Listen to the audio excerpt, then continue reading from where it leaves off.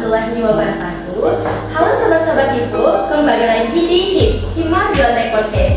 Perkenalkan, saya Deka Febrianti. Sobat Hipu bisa panggil saya Deka. Saya dari mahasiswi Bioteknologi angkatan 2023. Nah, di sini Deka tidak sendiri. Di sini Deka sudah ditemani oleh dua mahasiswa PJ dari mahasiswa Bioteknologi angkatan 2021 yang dimana kakak dua PJ ini sudah wisuda dan lihatlah wajah-wajah S-Bioteknya sudah terpancarkan ya sobat Hipu.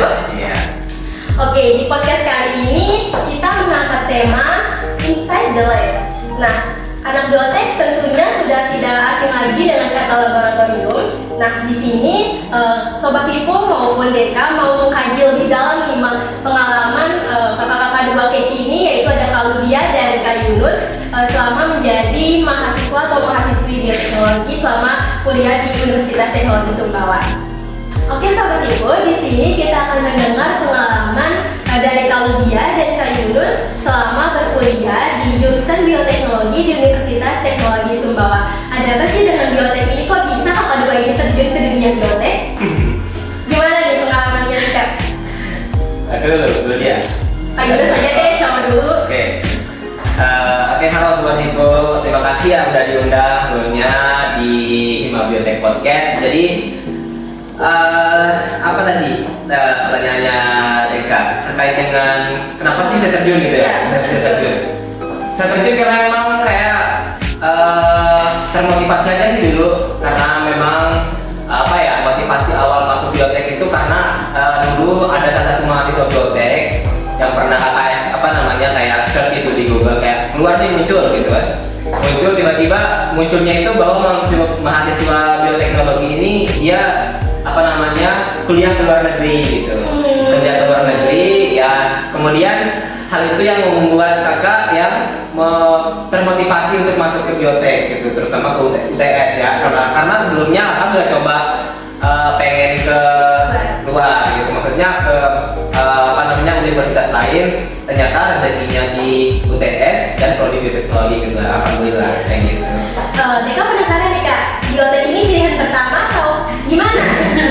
Kalau kakak sendiri kebetulan pilihan pertama yang kedua. Pilihan pertamanya biotek, keduanya biotek. Jadi memang pilihan biotek. Dari banyak mungkin ya Kak. Kalau dari Kak Ludia gimana nih Kak? Gimana ya? Dari saya sendiri kenapa bisa terjun ke biotek? Awalnya memang sudah menyukai biologi ya, maksudnya dari SMA.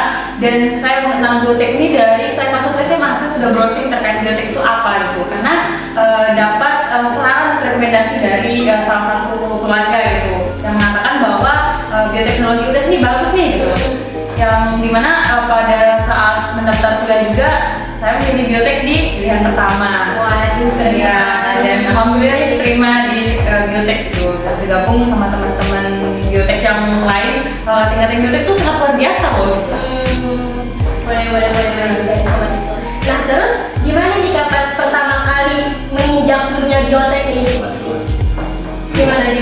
Pertama kali menginjak bioteknologi seru karena baru pertama kali ya, karena memang dulu di SMA pun gitu udah pernah belajar tentang bioteknologi konvensional kayak gitu, diperkenalkan bagaimana cara mengolah makanan yang berbasis bioteknologi konvensional dulu kan, itu yang membuat tertarik gitu. Jadi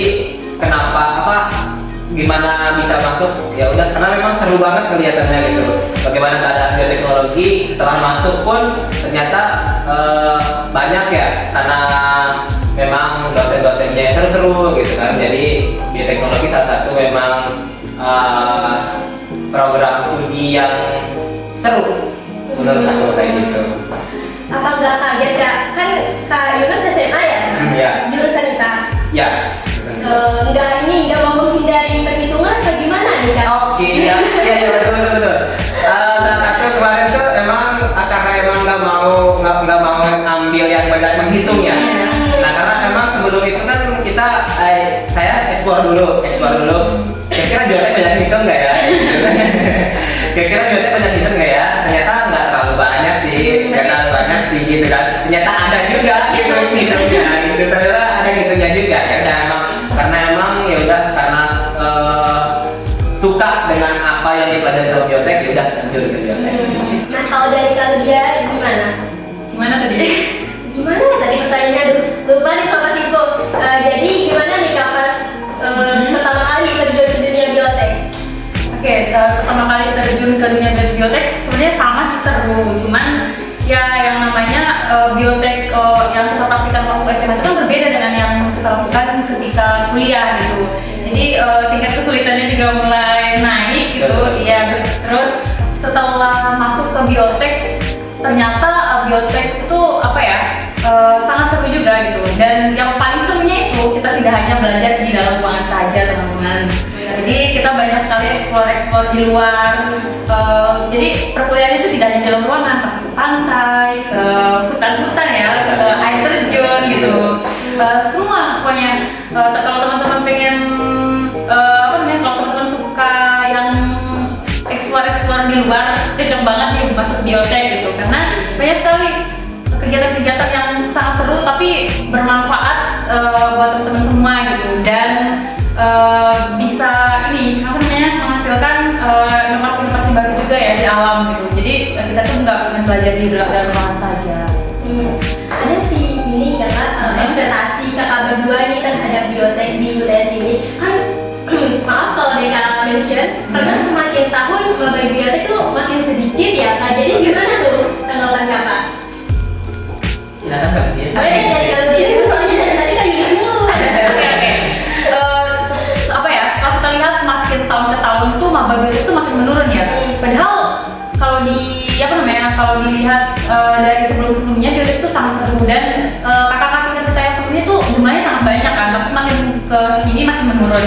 Saya rasa itu karena apa ya, kurangnya ini sih, maksudnya pemahaman orang-orang atau teman-teman adik-adik SMA kita terkait bioteknologi itu seperti apa. Karena banyak sekali saya temukan, saya pernah bertanya ke adik-adik SMA, tahu bioteknologi itu kayak bagaimana menurut kalian itu? Bioteknologi itu kayak hal yang sangat menyeramkan karena sangat berkaitan dengan laboratorium ya, di mana laboratorium itu terkenal sangat, di sana itu ada tabung reaksi, ada bahan berbahaya. Jadi teman-teman yang itu menganggap kaku gitu, laboratorium itu kaku, padahal nggak seperti itu gitu. Banyak sekali hal-hal yang apa namanya, yang menarik di dalam laboratorium gitu. Jadi laboratorium itu tidak jauh dari kehidupan kita sehari-hari gitu. Rumah. Iya, rumah. Segala sesuatu yang ada di sekitar kita tuh berasal dari laboratorium gitu. Belajar pangan, bahkan kosmetik atau skincare tuh berasal dari laboratorium juga ya. Kita konsumsi sehari-hari. Jadi begitu. Jadi sudah tidak heran ya Kak kalau biotek ini identik banget sama laboratorium. Iya, Iya, identik banget sama laboratorium. Bisa dibilang rumah kedua ya. Iya. Rumah ya Kak. Iya. Tempat pulang tadi. Aduh. Kalau dari Kak Yudis sendiri gimana tuh tanggapannya dari tahun ke tahun melihat ini? Betul sih kata seperti yang disampaikan Bu Dia bahwa bioteknologi itu masih banyak ya, terutama di Sumbawa ya, terutama di Sumbawa itu masih belum banyak sekali gitu masyarakat, siswa maupun orang-orang itu yang paham terkait bioteknologi. Mungkin tahunya misalnya nih, misalnya kalau kita jalan-jalan nih ke desa atau ke daerah-daerah di Sumbawa misalnya, program studimu apa? Bioteknologi. Mereka nggak tahu bioteknologi itu apa gitu kan. Banyak yang kayak bioteknologi itu biologi ya. Iya. Nah, banyak yang kenalnya itu biologi. Padahal sebenarnya kan bioteknologi itu lebih masuk lagi ke dalamnya ya, lebih spesifik lagi. Ya bioteknologi itu kadang contoh sederhananya kita menjelaskan ke masyarakat itu kayak ya udah, pernah makan tempe nggak gitu ya, pernah makan tahu nggak, ya itu ada bioteknologi gitu kan. Pernah pakai ini nggak, pernah pakai itu nggak ya, kayak gitu. Itu bagian dari bioteknologi yang kita buat pakai apa namanya, menggunakan reaksi-reaksi yang ada di laboratorium kayak gitu. Ekspektasinya sih bakalan besar ya, tapi ya realita kadang nggak sesuai, tapi begitulah gitu. Mungkin harus digencar-gencarkan lagi ya memperkenalkan bioteknologi. Benar-benar. Tapi di dalam dunia luar atau di dunia masyarakat tuh cuma tahunya biologi doang ya Kak. Bioteknologi itu masih asing. Oke, untuk pertanyaan selanjutnya, itu kan dari semester 1 sampai semester 8 itu beda banget ya nikahnya Kak. Nah makin naik semester tuh makin pusing gitu loh. Nah gimana nih tips dari Kak Yudis maupun Kak Ludia mereka sobat Ibu yang ada di luar sana itu ngatasinnya tuh gimana, cara belajarnya tuh gimana. Soalnya kalau katanya sih kalau semester ganjil itu lebih berat ya. Gimana? Katanya. Kayaknya itu cuma katanya aja. Terus faktanya gimana tuh Kak? Ya, seperti itu juga. Mungkin ada tips belajar dari Kak Yunus maupun Kak Budia. Oke, kalau tips belajar mungkin ya kita punya cara belajar yang berbeda-beda ya. Jadi setiap orang punya caranya masing-masing. Cuman kalau melihat dari semester 1 sampai 8 makin naik semester makin sulit, memang benar gitu. Karena makin naik semester makin spesifik yang bakal kita kerjakan, yang bakal kita lakukan. Apalagi mahasiswa biotek gitu. Yang makin naik semester berarti makin tingkat kesulitan makin tinggi. Tingkat nilainya tuh makin rumit lagi. Jadi ya cara mengatasinya tuh kalau dari saya ya udah nikmati aja gitu. Nikmati apalagi di lab itu kita nggak pernah sendiri gitu. Di mata kuliah ini nggak pernah sendiri, ada teman-teman yang lain. Nah jadi di lab itu bisa kita ambil hikmah dari mengerjakan sesuatu di laboratorium itu bekerja sama tim. Jadi nah di laboratorium itu nanti teman-teman bakal menemukan bagaimana sih cara kerja tim yang bagus gitu. Misalkan ada yang mengerjakan sampel, ada yang mencatat, ada yang tukang foto gitu kan. Jadi di situ terbentuk kerja tim yang baik gitu. Jadi teman-teman nanti bakal menikmati semua itu, nggak terasa nanti selesai juga ternyata gitu. Terus sih. Kalau dari kakak semakin semester semakin naik semakin sulit betul. Mungkin kalau dari kakak ya cara belajarnya itu kemarin karena memang kakak juga dituntut buat kita punya organisasi juga ya. Kita ada organisasi juga, kita ada pendidikan karakter juga. Di satu sisi kita akademik harus juga seimbang kayak gitu. Jadi mekanisme belajar yang kakak terapin itu kadang di semester awal itu kadang memang masih awal-awal ya. Jadi memporsir lebih ke arah bisa dikatakan balance lah antara akademik dan organisasi kadang kayak gitu. Terus ya harus ketika ada kegiatan organisasi ya harus dibarengi dengan akademik, jadi 50-50. Nah semakin lama itu yang organisasi ini harus semakin turun. Kalau dari kakak sendiri misalnya nih kita sebenarnya dari angka 1, 2, 3 itu masih cukup bisa ditimbang lah antara organisasi dan akademik gitu. Nah, kalau untuk masuk ke semester 4, 5 itu kan udah mulai kita keluar nih kayak magang lah segala macam, PKL lah teman-teman. Itu memporsirnya kadang kakak ngambilnya 75-25 organisasi, 75 akademik. Nah semakin atas organisasi semakin habis gitu.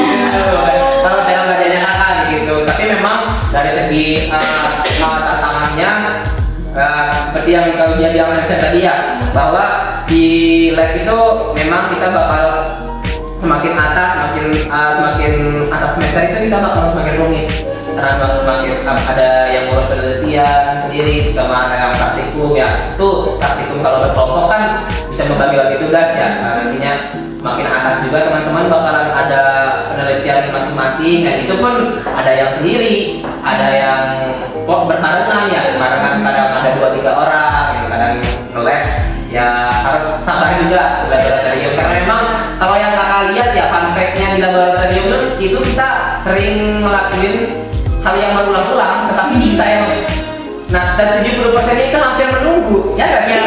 Menunggu hal-hal yang nggak pasti. Hal-hal yang menunggu, entah itu ada yang sampai bermenit-menit, berjam-jam, bahkan berhari-hari gitu kan. Kelihatan simpel tapi nunggu gitu kan. Ya kayak gitu adanya di Biotek. Oke, itulah sobat Ibu. Terus ini ya Kak, kemarin pas yudisium dia sempat lihat Kak Ludia itu cum laude, terus Kak Yunus peraih IPK tertinggi. Bahkan dari tahun ke tahun ya di angkatan Kak Yunus itu Kak Yunus tetap jadi ini ya peraih IPK tertinggi. Itu tipsnya gimana sih Kak? Kenapa banget nih? Pengen ikutin jejak lainnya lah di tempatnya. Tips IPK tertinggi, asik. Enggak ada tips yang spesifik sih sebenarnya.